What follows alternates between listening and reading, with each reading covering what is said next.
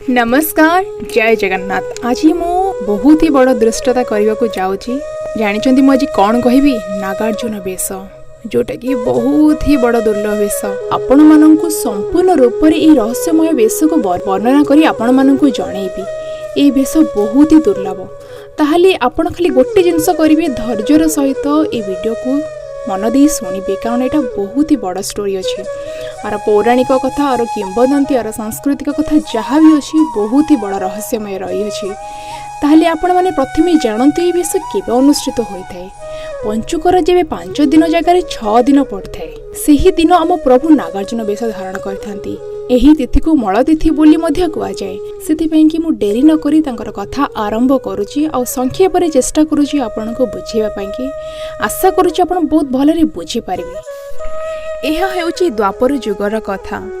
आम प्रभु कृष्ण जी कि तांकर गुरु थिले सांदीपनी तांकर पत्नीकर मृत 5 पुत्र तांकर 5 पुत्र को मृत्यु को प्राप्त करथिले। तांको जमपुररु फेरेई आनिबा पाई आम प्रभु प्रतिज्ञाबद्ध थिले। सेथिपई प्रभु जमपुर को जाए जेतेबेले नजर पकांती तो देखंती तांकर सखा 5 पांडवंकर पिता पंडु जे कि सबुबेले धर्मर मार्गरे चालुथिले सीए ब्रह्मलोकरे न रही जमपुरे अछंती। एहा किपरि जानिबा पई प्रभु जमंकु पचारंती। आ जम कहिथिले अतीतरे आग्निक ऋषि तांक पत्नीक सह जेतेबेले रति क्रीड़ा करुथिले सेही समय पंडु सर द्वारा अजाणतारे बध करथिले। जेहेतु ब्रह्म हत्यार पाप रही सेथिपई तांको भूलर प्रायश्चित करि न पारि सी जमपुर रे रहिछथि। एहा जानि पारि प्रभु मन दुख करथिले आ तांको सखा 5 पांडवंकु मध्य जणाइथिले। सेमाने मध्य सुनी दुखरे भांगी पड़िथिले। एहार प्रतिकार पई नारद मुनिंग पाखकु जाइथिले आ नारद मुनि बहुत गुडिये प्रतिकार कइथिले किंतु से गोटे प्रतिकार को बाछिथिले जोटे थिला राजसिक यज्ञ। माने तांको पिता पंडु को जमपुरु मुक्त कराइबा पई कि राजसिक यज्ञ कराइबा पई कि इच्छा प्रकट कले जोटा कि नारद मुनिंकर परामर्श थिला। आ 5 पांडव माने राजसिक यज्ञ पई आयोजन करिबा आरंभ कले। एही यज्ञ रे सबु राजा माननकु निमंत्रण करिवार विधि अछि। सेथिपई कि स्वर्ग मर्त्य पातालरु 100 राजा को निमंत्रण पाई कि 5 पांडव माने लागि गली। आ अर्जुनकर दायित्व रहिला जे से पातालपुर को जाई राजा वासुकी को निमंत्रण देबे। जेतेबेले पाताल रे पहुंची राजा वासुकी को सबु कथा कहंती आ यज्ञ पई निमंत्रण करंती। वासुकींकर इच्छा थाई मध्य से यज्ञ रे जोग देई परिबेनी कारण वासुकींकर उत्तर दायित्व होची से पृथ्वी को धारण करिसंती। जदि से यज्ञ को जिबे तेबे पृथ्वी को किए धारण करिवो। एहा परे अर्जुन गोटे प्रस्ताव रखिथिले तांको आगे जे मु मो धनु द्वारा पृथ्वी को धारण करिबी हेले तमे यज्ञ रे निहाती योगदान दियो। एही प्रस्ताव को स्वीकार करी राजा वासुकी तांको मस्तकरु पृथ्वी को फुकाड़ी अर्जुन को धनुरे देइथिले। आउ तांको पुत्री संध्याबाली को आदेश देइथिले जे अर्जुनकर सेवा करिबा पई। हेले समय काल रे अर्जुन आउ संध्याबाली रो मध्यरे प्रेमर संपर्क गढ़ी उठिदेला। आउ संध्याबाली गर्भधारण मध्य करिथिले। जेतेबेले वासुकी यज्ञरु फेरिके आसी देखंती सबु वृत्तांत जानती सबु घटनार वृत्तांत जानती तांको पुत्री संध्याबाली सह अर्जुनकर विवाह स्वीकार मध्य करंती। हेले एतिकिरे कथा सरिला नाही। अर्जुन जेतेबेले पातालपुररु तांको नगर जीवाकू बाहरंती तांको पत्नी बहुत दुखरे भरी जाती। सेही समय रे अर्जुन एक वृक्ष को निजर प्रतीक रूप से चिंता करी कहिथिले जेतेबेले जहाँ तुमर आवश्यक पड़िबो एही वृक्ष द्वारा तुमे सब किछि प्राप्त करि। आज पर्यंत सेही वृक्ष को अर्जुन वृक्ष रूपे आमे जानू जहार अन्य नाम हेउची करमंगा। एहापरे अर्जुन पातालपुररु तांको नगर को जाती आ समय क्रम रे पुत्रटीए मध्य जन्म लाभ करिथाए।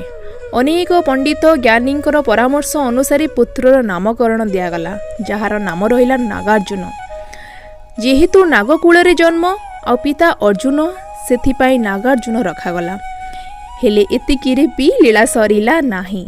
एही नागार्जुन समयर क्रम अनुसार बड़ हेबाकू लागिला आ जानिबाकू मनरे इच्छा कला जे तांको पिता किए। आउ एही प्रश्न माता को मध्य पचारिथिले। माता संध्याबाली कहिथिले जे तांको पिता मृत्यु लोक माने पृथ्वी रे वास करंती।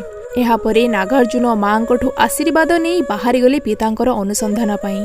सी प्रथमे काशी रे पहुंचंती तो एक सुंदर उपवन देखिथिले आ सी उपवन रे एक हर उद्यानटीए मध्य थिला।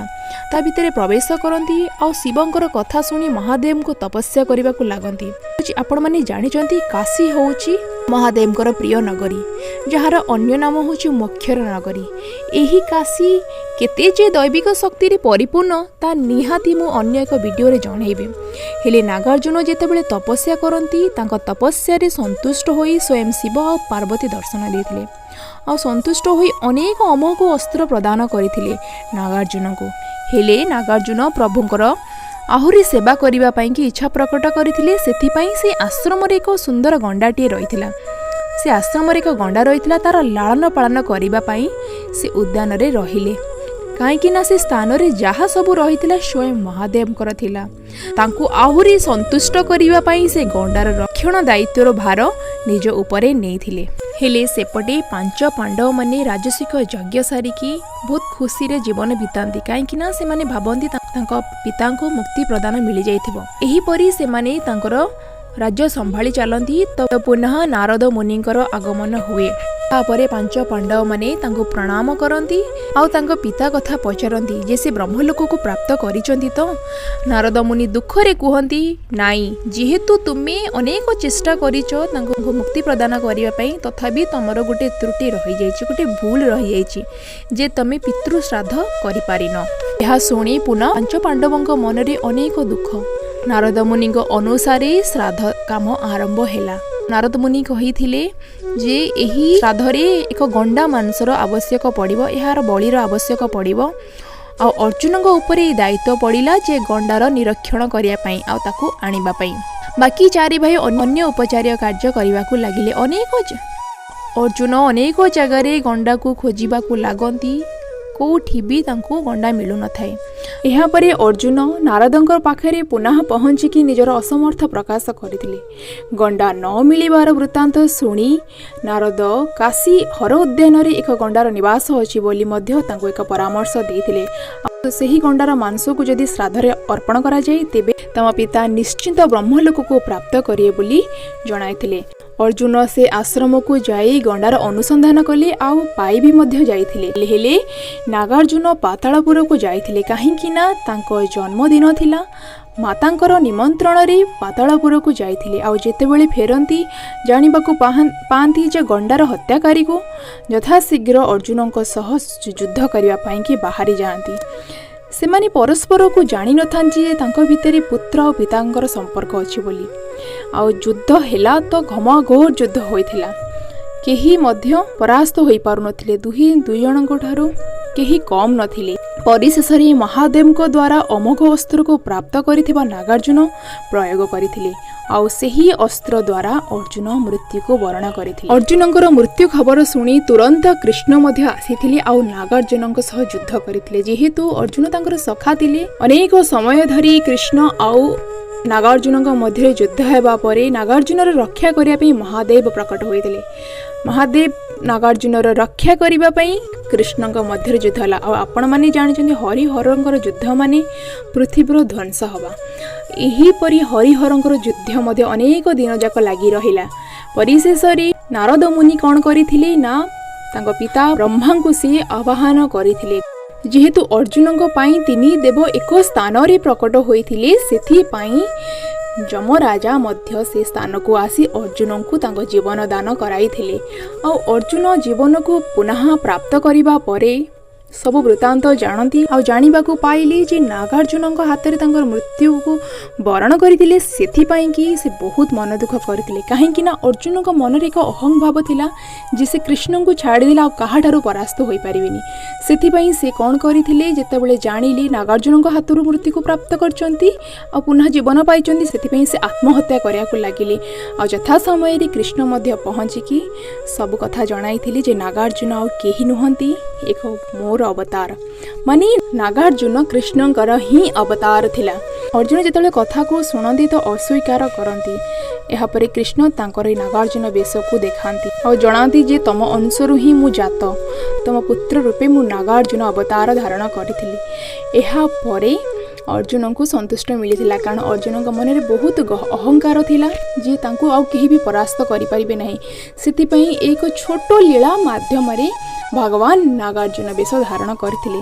ताले आपन को ए वीडियो किपरि लागिला निहाती मते कमेंट सेक्शन में जनइबे और लाइक शेयर सब्सक्राइब करने को जमा भी भूलिबेनी।